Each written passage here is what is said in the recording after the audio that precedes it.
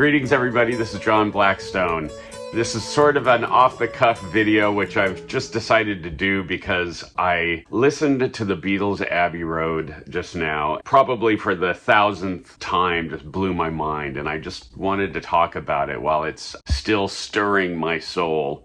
What can be said about the Beatles or this incredible album that hasn't been said a million times before? And yet, every time I listen to the Beatles, I'm compelled to tell the world how miraculous they are and how miraculous this album is. People have asked me for years what my favorite album is. I used to bounce between Revolver and the White Album, both of which are albums I love. But really, Abbey Road, in terms of their musicianship, the production and the arrangements, the songs, it's such a remarkable album. I would use words like majestic, funky, lush, breathtaking, elegant. All of these words and more define this album. Abbey Road is their final album, the last album that they recorded, and I really can't think of another final album that even touches it. It's almost as if they went into this knowing it was their last album, including George Martin, who had been kind of frustrated with the Beatles because they did the White Album largely without him in the producer role, even though he was very much involved in helping them make that album. But it had been quite some time since George Martin really sat at the helm and produced a proper Beatles album. Of course, they had done Get Back, and that was also themselves producing themselves, as the White Album was. I've always felt that this album was the Beatles knowing that it might be their last album and they just want to go out with a bang. Every song on this album has the feel of the greatest band in history making their final grand statement. It feels like every member of the band and George Martin just pulled out all the stops, leaving the world the way that they entered it, on top. Something that a lot of people have spoken about is how Abbey Road is such an incredible album musically and instrumentally. And I really believe that the reason why all four of the Beatles are so strong as musicians on this album is because they had just spent the last month or so doing rehearsals during the Get Back sessions. Now, anyone who knows the Beatles' history knows that the Beatles really hadn't played a lot other than when they went into the studio to make a record. But in the case of the Get Back sessions, they were playing together almost every day. Don't let me down. Don't let me down. They were in fine tune as musicians. They had been jamming and working out those songs that ended up on the Let It Be album or the Get Back project. And they were all just in peak condition as musicians and as a band. They were just tight. And I believe that that's really reflected in Abbey Road. It's why this album is so remarkable in showing their incredible musicianship. But after they finished the Get Back sessions, they went right into the studio and cut the first song that ended up on Abbey Road, which is I Want You, She's So Heavy. Billy Preston is on organ, this incredible Hammond organ that he plays on that track. That song, I Want You, She's So Heavy, is just a powerhouse of musicianship. It is a showcase of each one of them as a musician and their prowess as players. And it's no mistake that that song was added to the new Blue album. It wasn't there in the original edition, but in the new edition, they've added that song. Anyway, after the Get Back sessions, they went right into recording Abbey Road, the first track of which was I Want You.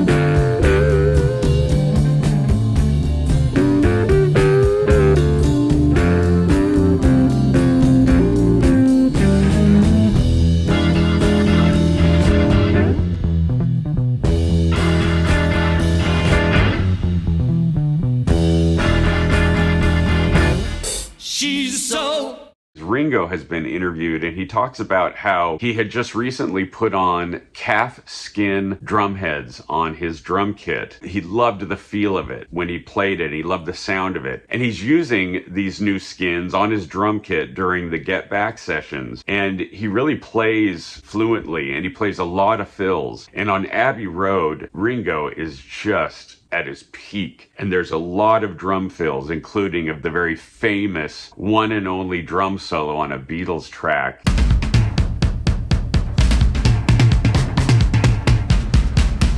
It's such a beautiful sounding drum kit, and Ringo's playing has so much finesse and style and feel to it. Man, he's just incredible. All of them are incredible on this album. Enough foreplay. Let's get cracking. So the album opens with Come Together, which is just such a funky, unusual track. In fact, I've tried to think of another track that sounds even remotely like Come Together by any artist, and there isn't one. If you listen to Come Together, it's such an interestingly sparse arrangement. It's so simple, and it opens with one of the coolest drum fills ever recorded on any album ever.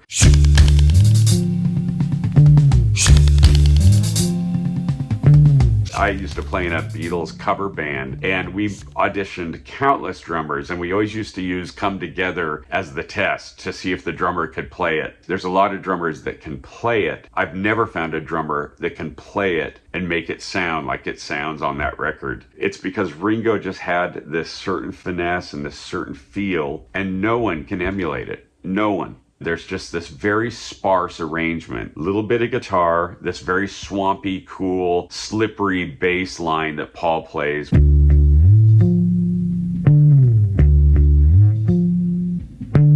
John sings it with so much style. It's one of the greatest rock vocal tracks ever. Here come old flat top, he come grooving up slowly. Where are we going then? Never you mind. So Come Together is one of the coolest opening tracks to any album ever. And then we go into George Harrison's masterpiece, Something. Something in the way she moves attracts me like no other lover. Something in the way she woos me. I don't want to leave her now. You know I believe in how.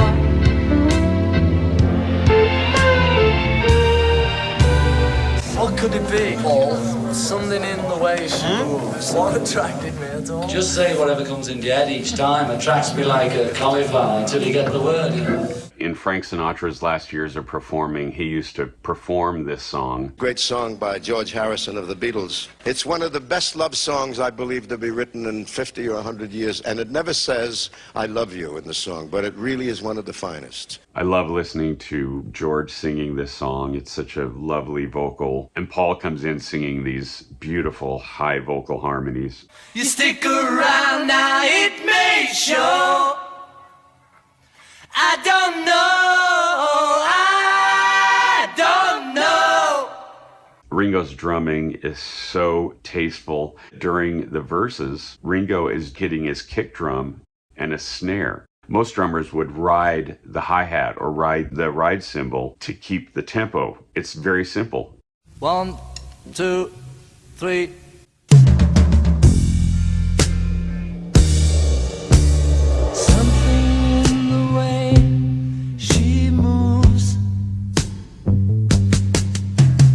Paul's bass line is amazing. He's playing the bass almost as if it's a cello part that's been orchestrated. It's one of the most unique and melodic and original bass lines you'll ever hear. Something in the way she woos me.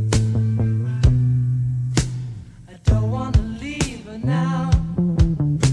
You know I believe in how.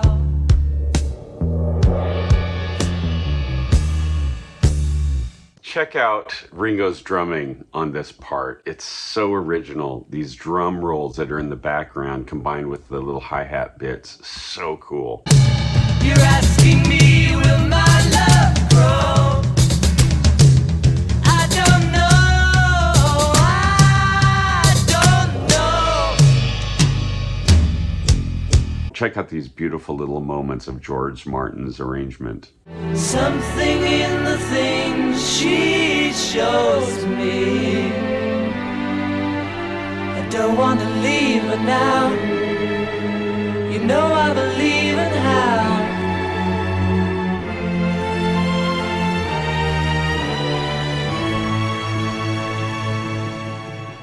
And of course, this song features one of the most beautiful, elegant, and perfect guitar solos ever played on any song. Certainly one of George Harrison's most incredible guitar solos. Listen to this vocal track. Paul McCartney, as he's singing his background part, as he's listening to the playback, he's hearing George's guitar solo, and he's already memorized the guitar solo, and he sings along with it. This is so cool. Check this out.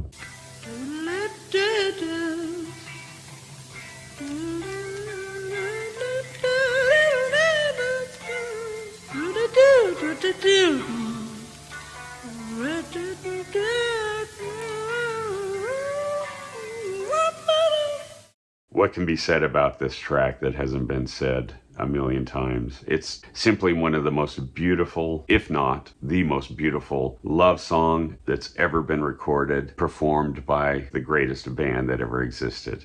So the next song is Maxwell's Silver Hammer, which is kind of a notorious song. Beatles freaks know the story that all of the band kind of got tired of working on this song. Paul was going for perfection, and he certainly got it. Of you, baby. Clang, clang, Maxwell's silver hammer made sure that she was dead.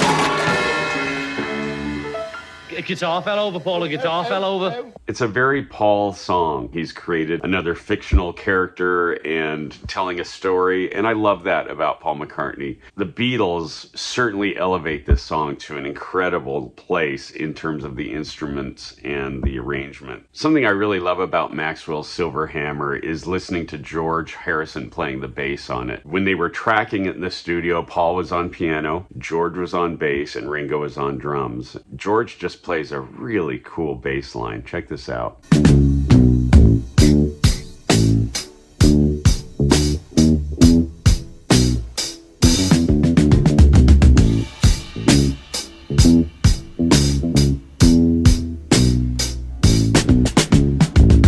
Next up is Oh Darling. This song features one of the greatest rock vocals in history. Besides having an incredible lead vocal, this song has gorgeous background vocals. John, Paul, and George singing three-part harmonies that are just incredible. When you told me you didn't need me anymore, oh well, you know I nearly fell down,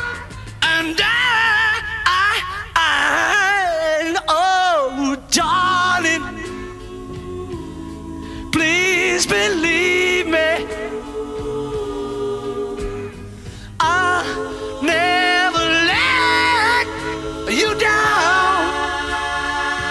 Oh, believe me, darling, believe me when I tell you, I'll never do you no harm.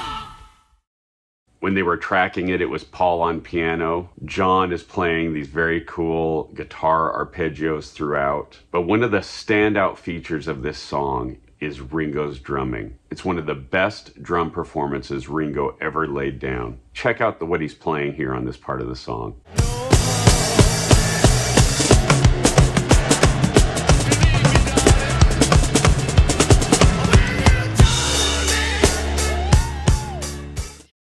Next up is Octopus's Garden. Ringo wrote this song. It's a wonderful, charming, lovely song. George Harrison gave him a little help, of course. The two times, the second time.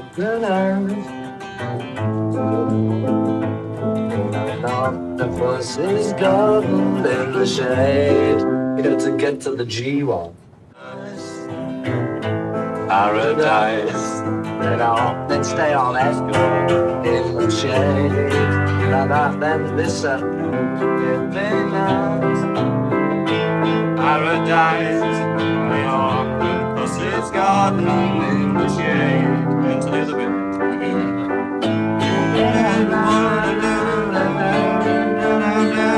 Besides the song just being a very cute and very Ringo-ish kind of song, this song strikes me as all four Beatles in the studio together, playing together, and just giving their all to make this song totally legit. These guys are just firing on all cylinders on this track. George plays beautiful lead guitar that opens up the song.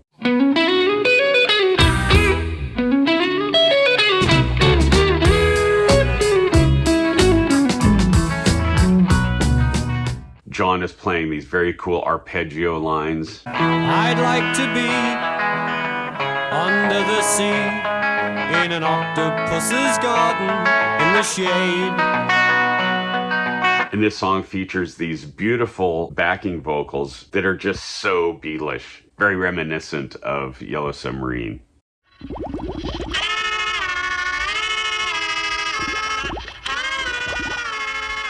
We would shout and swim about the coral that lies beneath the waves. Beneath the ocean waves. Oh, what joy for every girl and boy, knowing they're happy and they're safe. Happy and we're safe. Octopus's Garden, for as silly as it may seem, it's an incredible musical performance. When I was a kid, there was this comedian, Steve Allen. He would kind of mock popular music, and he would stand there like he was reading a piece of important poetry. Then there was this million seller titled Come Together. Here come old Flat Top. He come grooving up slowly. He got Juju Eyeball. He got Toe Jam Football. He got Monkey Finger. He got Walrus Gum Boot. He got Oh No Sideboard. He say 1 and 1 and 1 is 3. Come together right now over me. I rest my case. And I'll never forget that he mocked this song, and this was in 1969 when the album was first released. I want you. I want you so bad. I want you so bad, it's driving me mad. Yeah, it's driving me mad. No one really remembers Steve Allen anymore, but people certainly remember this song. I love the brand new remix of this entire album, Abbey Road, and this song in particular, when I first heard the brand new remix, it really brought a new awareness of just how brilliant it is. This song includes one of John Lennon's most blood-curdling vocals. I want you, you know I want you so bad, babe. I want you, you know I want you so bad. It's driving me mad, it's driving me mad.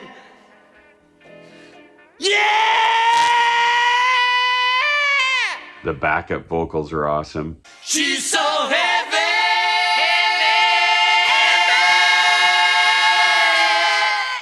There are still some morons in the world that say the Beatles were overrated as musicians. Whenever I encounter people like that, I don't even bother arguing. They are someone I can't have an intelligent conversation about music with. But if you ever encounter someone that claims that the Beatles weren't great musicians, tell them to listen to this track.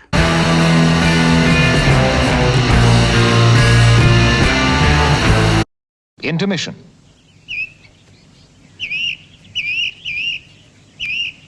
End of intermission.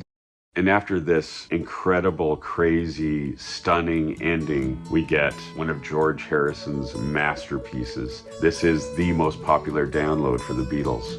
Here Comes the Sun. Here comes the sun. Doo-doo-doo. Here comes the sun. I say it's alright. The song is remarkable in every sense of the word. It is the perfect pop song. The acoustic guitar alone is to die for. It features incredible drums by Ringo. Ask any drummer to replicate Ringo's drum part on this song, and they'll flail around like an idiot. And it's because Ringo was a singularly unique and gifted drummer. He always served the song perfectly. He was what people call a lyrical drummer, a guy who knew that the most important part of the song were the words and the vocal. Sun, sun, sun, here it comes.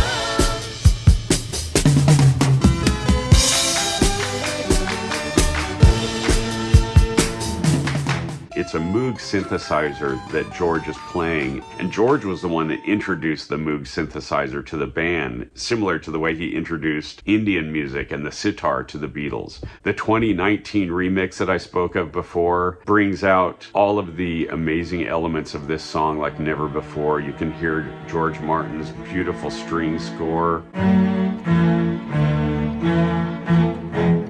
Little darling, it's been a long, cold, lonely winter. Little darling, it feels like years since it's been here. Here comes the sun, doo-doo-doo. Here comes the sun, I say, it's alright.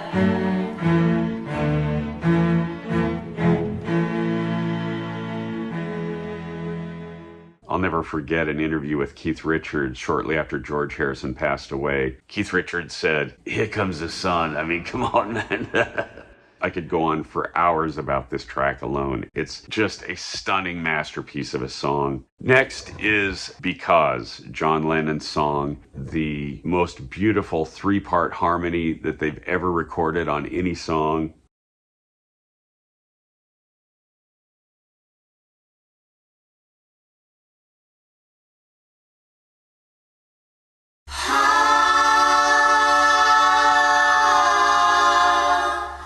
Because the world is round, it turns me on.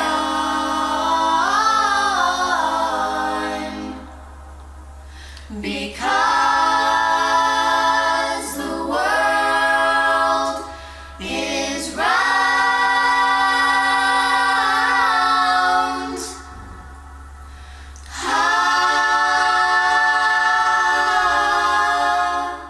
It's a gorgeous melody. It's a gorgeous chord structure. George Martin played a part in helping them to arrange those three-part harmonies and record them. In the studio when they were recording, John was playing the arpeggios.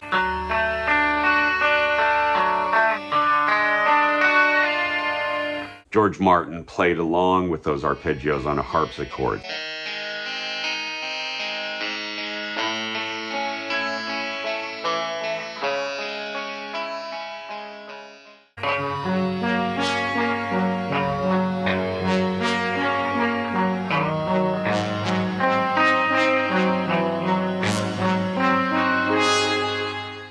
Once again, it's just a beautiful, perfect piece of music. And a perfect piece of songwriting.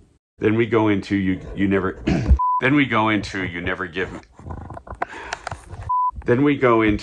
Give Me Your Money. This has always been one of my favorite Paul McCartney compositions. This song is basically like a mini suite. It has 3, 4, 5 different sections to it. It's such a beautiful chord structure that opens the song.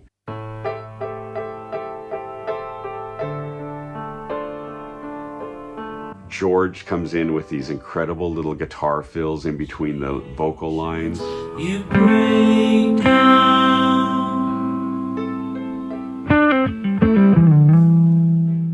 And in the middle of investigation, I break down. Out of college, money spent, see no future, pay no rent, all the money's gone, nowhere to go. Any job got the same.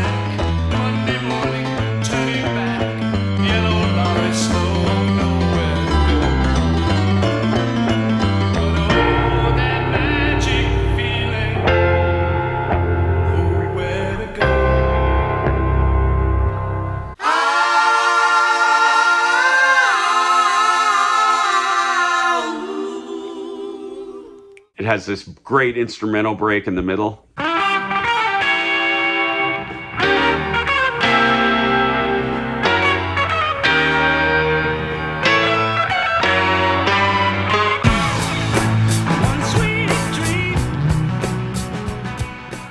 So cool. Incredible guitar. Who else would end a song with 1, 2, 3, 4, 5, 6, 7. All good children go to heaven. 1, 2, 3, 4, 5, 6, 7. All good children go to heaven. Once again, just a powerhouse in terms of the arrangement, the instrumentation. There's just nobody that created music like this other than the Beatles. Nobody. This is so uniquely Beatles. And then this song fades out and we slowly go into the beginning of Sun King.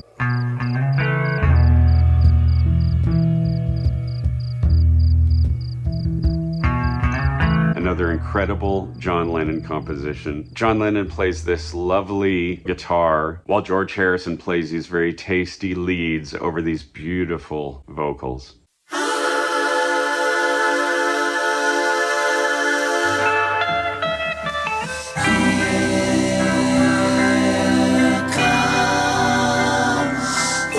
Sun King. Everybody's laughing. Everybody's happy. And then John goes into this gibberish that he sings at the end of the song. John did this a lot during the Get Back sessions too. He would sing these crazy lyrics that sort of echo the kind of stuff that he used to write in the books that he wrote. I was bored on the 9th of October 1940 when I believe the Nazis were still booming us, led by Adolf Hitler, who only had one. Anyway, they didn't get me. I attended Tavarika schools in Liverpool and still didn't pass, much to my auntie's surprise. As a member of the most publified Beatles, my and PG&R's records might seem funnier to some of you than this book. But as far as I'm conceived, this correction of Short Richie is the best laugh I've ever read. God help and breed you all.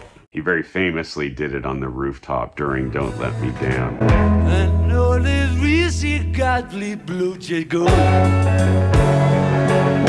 does. Yes, she does.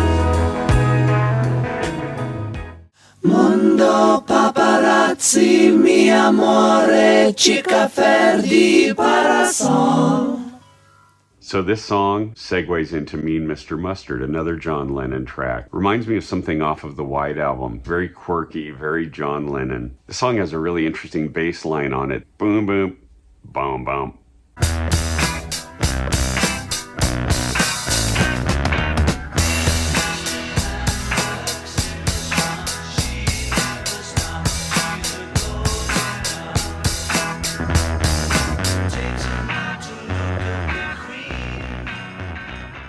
Then we go into Polythene Pam, another crazy, wonderful John Lennon track. Everybody had a hard year. Everybody had a good time. Everybody had a wet dream. Everybody saw the sunshine. Oh yeah. And it has these incredible three-part harmonies rolling behind the lead vocal.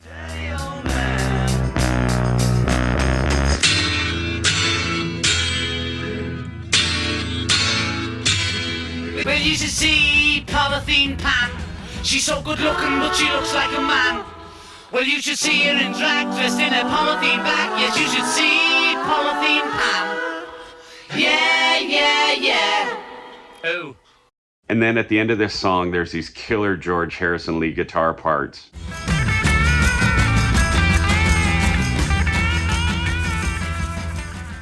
Oh, listen to that now. Oh, look out! She came in through the bathroom window. These last few songs are little snippets of songs that they put together in the studio, but they worked it out and arranged all of these songs in the way that they segue and connect in such a masterful way. Of course, George Martin played a part in doing that. Then we go into Golden Slumbers, which segues into Carry That Weight, and finally the end. Golden Slumbers is easily among my top 5 favorite McCartney compositions ever. It's so majestic. George Martin's orchestral score is so gorgeous on this song.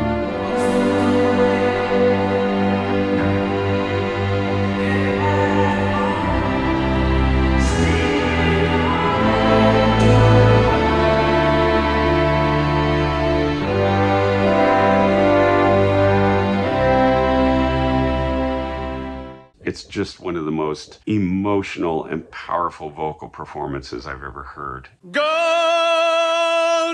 slumbers fill your eyes.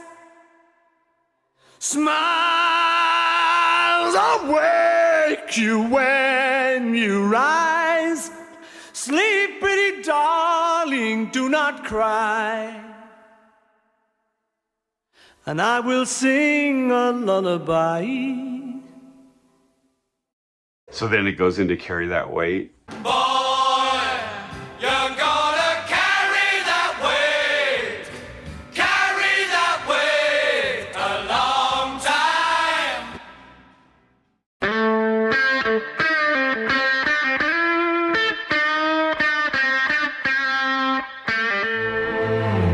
I never give you my pillow. I only send you my invitations.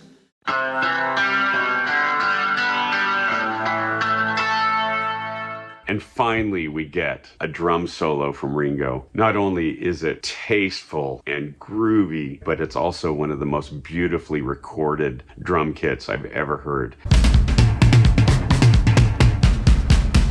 And then we go into this powerful outro. Love you, love you, love you, love you, love you, love you, love you, love you, love you, love you. Then we get to this monumental moment in the song when Paul, George, and John trade off guitar leads. They did this live in the studio. Paul's solos are wonderfully edgy and melodic. George's solos are stylistic and beautifully played. John's solos are aggressive and grungy long before that word ever appeared on the music scene. It's an amazing moment in the history of recorded music.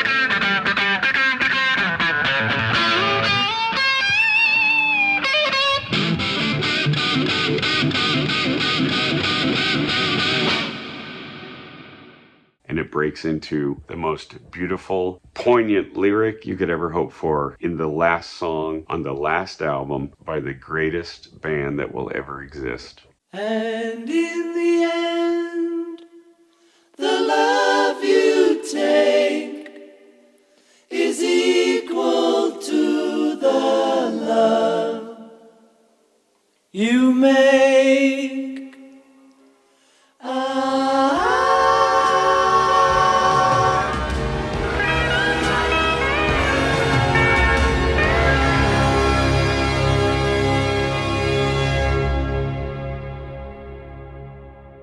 Her Majesty's a pretty nice girl. Someday I'm gonna make her mine. Oh yeah, someday I'm gonna make her mine.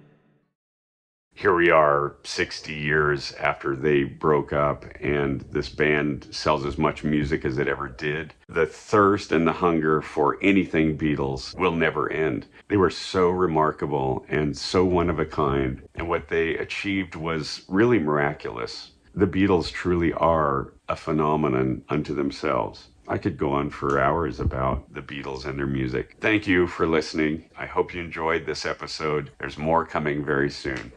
Cheers.